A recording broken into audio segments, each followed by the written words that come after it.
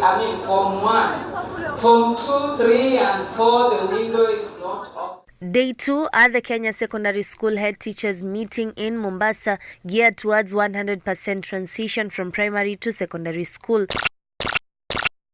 Adequate resources from the government. According to the head teachers, over 7,000 schools are operating below 15 to 17% of their annual budgets, with a huge chunk of the funds going towards employment of additional teachers, repairs, maintenance and improvement of infrastructure. The teachers, who lauded the increase in student enrollment, however, warned the student-teacher ratio is wanting. Is it the core business of schools to employ teachers? We want teachers in class at no cost to us. Call them whatever you want to call them. Send all the monies to school.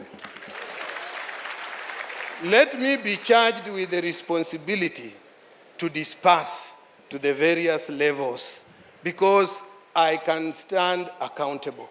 We are not averse to the question of leaving you to run your budgets. It is the best way, because we shall be giving you responsibilities. And when we come back to do audit, we shall have given you an open check to be able to deal with yourselves. In this year's budget, that has been captured. So you can go and take it to the bank. It will be available to all schools to empower them to employ interns. Education Cabinet Secretary Professor George Magoha, officiating the meeting, warned funding from government could never be sufficient, calling on parents to chip in voluntarily to meet some of the costs. And the parent teachers associations be empowered to agree to the level that they can. As long as the poor and indigent child is not forced to pay, and you will find one or two heretic parents who are rich but they don't want to pay. Don't force them. But I believe then you can capture about 70% of candidates. This will help us to improve most of the things that we are talking about. He also proposed the lifting of a ban on donor funding to schools to ease operational costs. The debate on lowering the age of sexual consent to 16 also featured in the meeting, with the teachers warning against such a proposal. Why are we discussing engagement from the West downwards?